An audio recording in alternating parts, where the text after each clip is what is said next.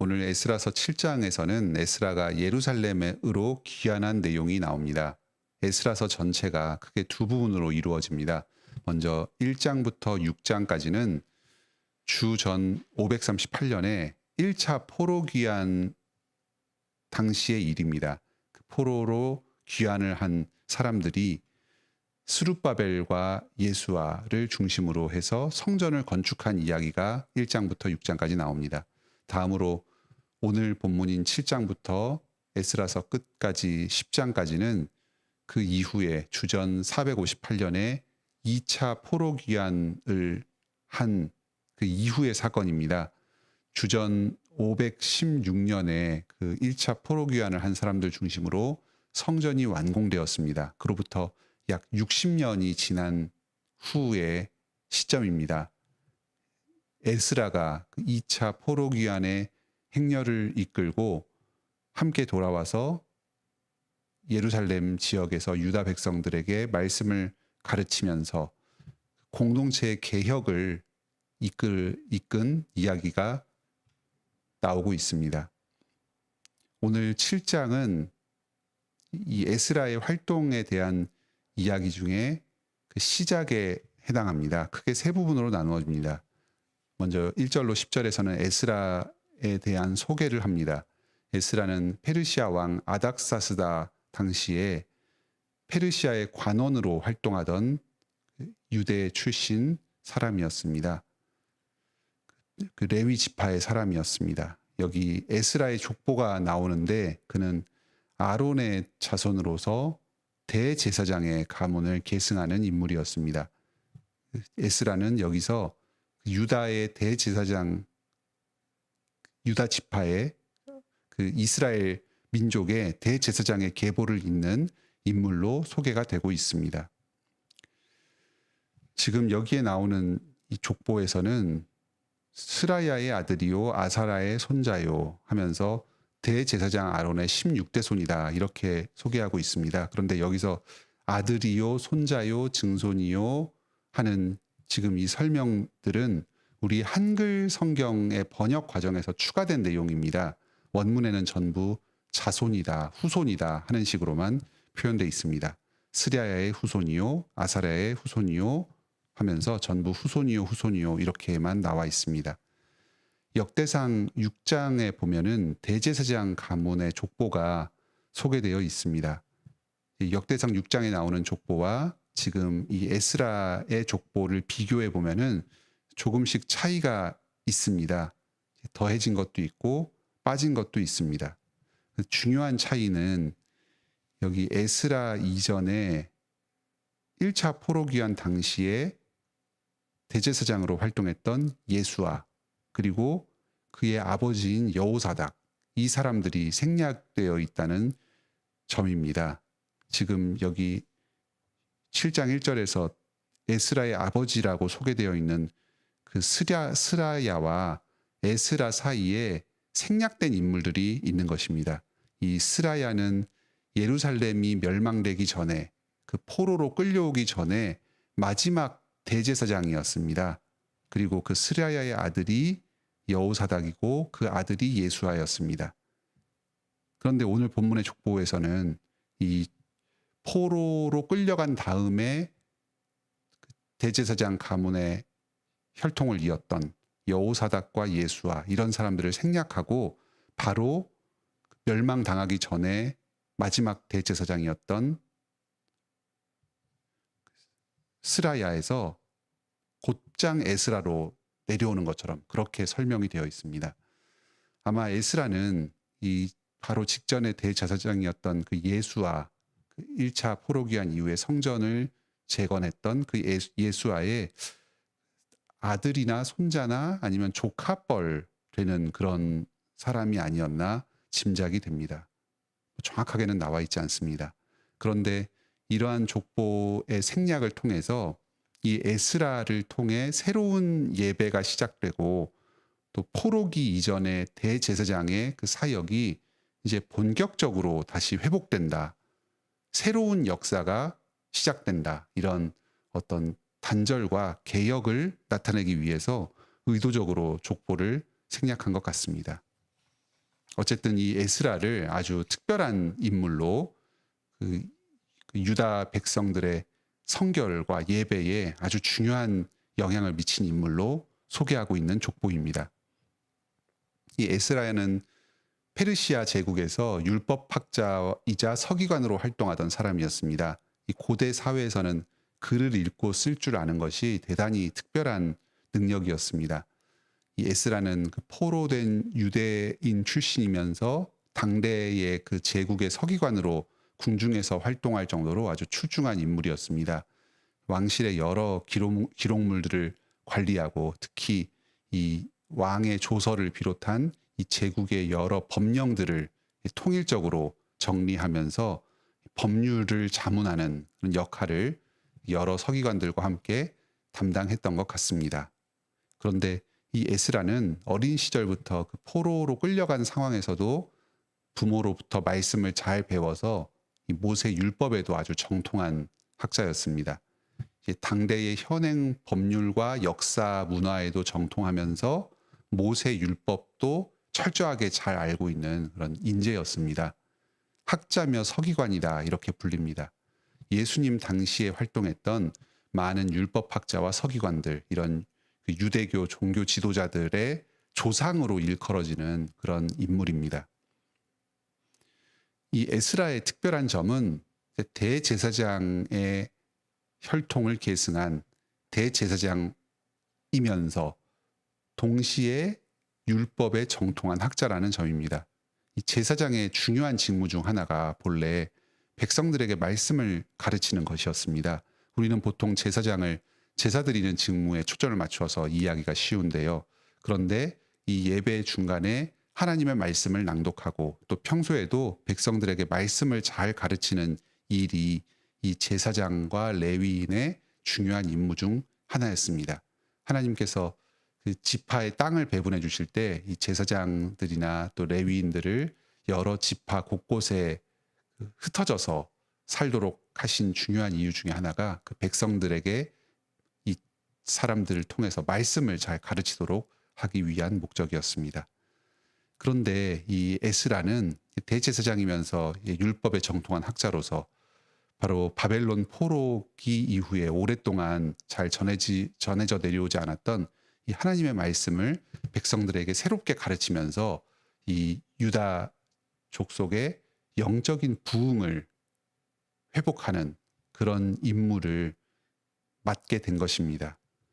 에스라는 그 2차 포로기환으로 돌아올 당시에 자신의 사명을 성전 재건 이후에 이 백성들에게 하나님의 말씀을 잘 가르침으로써 이 실제적인 신앙의 공동체를 세워가고 그 예배의 실질을 채워가야 하는 것으로 스스로가 그 사명을 깨닫고 굳게 결심하면서 돌아오게 되었습니다.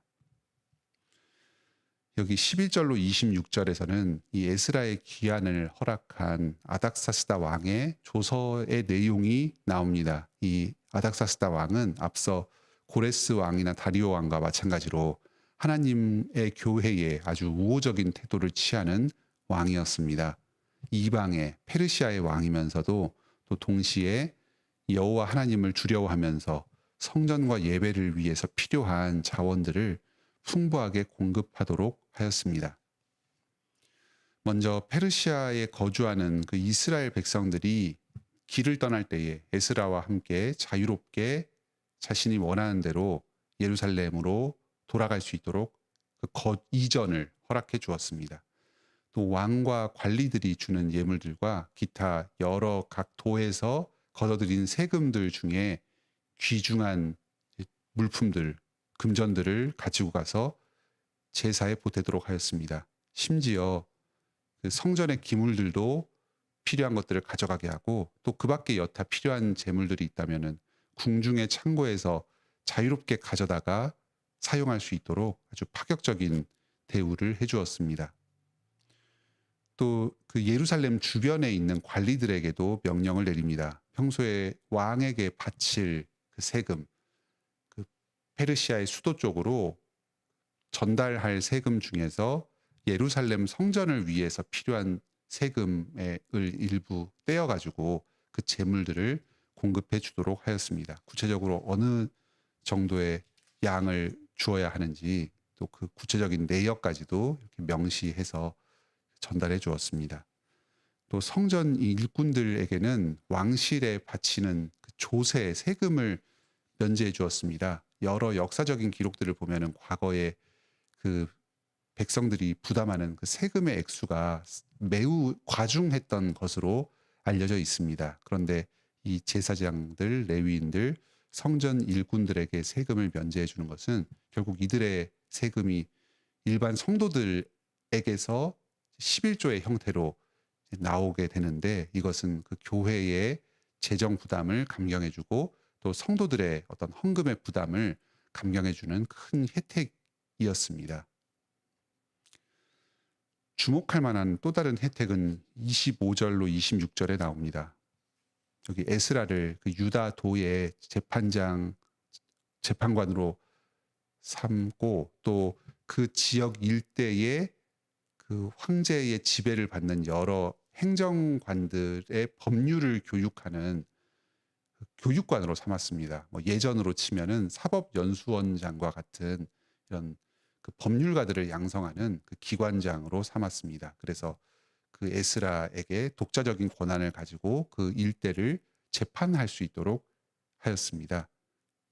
여기서 특이한 것은 단지 그 페르시아의 법률뿐만 아니라 하나님의 율법을 또한 기준으로 삼아서 함께 그 페르시아 법률과 함께 적용해서 재판하도록 허락해 준 것입니다. 그리고 그를 어기는 자들에게는 사형이나 귀양을 보낸다든지 또 재산을 몰수한다든지 또 징역 내지 금고를 살도록 이렇게 형벌을 재판할 수 있는 그 독자적인 권한을 부여해 주었습니다. 오늘날로 치면은 행정과 재정과 또 재판과 형벌의 권한을 독자적으로 부여한 일종의 자치지구로 이 유다도를 인정해 준 것입니다. 군사와 외교의 권한만 없을 뿐이지 거의 독자적인 자치권, 어떤 독자 정부를 부여해 준 아주 파격적인 혜택을 허락해 주었습니다. 아닥사스다 왕이 이런 혜택을 준 것은 페르시아 왕조의 보존과 번영을 위해서였습니다. 23절에 어찌하여 진노가 왕과 왕자의 나라에 임하게 하랴. 하나님께서 이 불신자 왕에게 이런 두려움을 일으켜 주어서 하나님과 교회를 위해서 일하도록 그 필요한 여러 도움을 주도록 하셨습니다. 27절로 28절에서는 에스라가 하나님을 찬양합니다. 지금까지 여러 혜택을 주고 어떤 그 허락해 준 것은 아닥사스다 왕이었습니다. 아닥사스다 왕의 이 조서를 인용을 하되 그 배후에 궁극적으로 왕의 마음을 움직인 것은 하나님께서 일하셨기 때문이다. 이 모든 은혜와 복을 베풀어 주신 것은 하나님이시다. 하나님이 이 권력자들을 세워서 일을 하심으로써 교회와 우리 성도들에게 복을 내려주셨다 하는 것을 잘 알았습니다. 그래서 모든 찬송과 영광을 하나님께 돌립니다. 우리도 이런 믿음의 관점으로 세상의 일을 바라볼 수 있어야 하겠습니다. 지금 에스라서에서 이 이스라엘 백성들이 성전을 건축하고 또 말씀을 바로 세우는 모든 배후에는 왕들의 조서가 있었습니다. 고레스 왕, 다리오 왕, 그리고 아닥사스다 왕, 이런 왕들의 허락을 통해서 교회가 부흥하고 발전할 수 있었습니다. 하지만 이 성도들은 그 왕들 자신을 높이면서 찬양하지 않았습니다. 그 배후에서 하나님께서 일하셔서 그들을 통해서 사용하셔서 교회에 복을 베풀어 주셨다 하는 것을 알고 궁극적으로 하나님께 모든 영광과 찬송을 올려드렸습니다. 오늘날도 우리 성도들 개인의 삶, 또 그리고 우리 교회의 여러 활동과 필요한 자원들을 주님께서 이 세상의 여러 권력자들과 권세자들, 정치와 경제에 힘 있는 사람들을 통해서 여건을 조성해 주시고 물질을 공급하여 주십니다. 그럴 때 우리는 이 세상의 그 통치자들과 권세자들을 찬양하는 것이 아닙니다. 그들에게 감사를 표하되 그 배후에서 일하시는 하나님께 궁극적으로 영광과 찬송을 올려드립니다.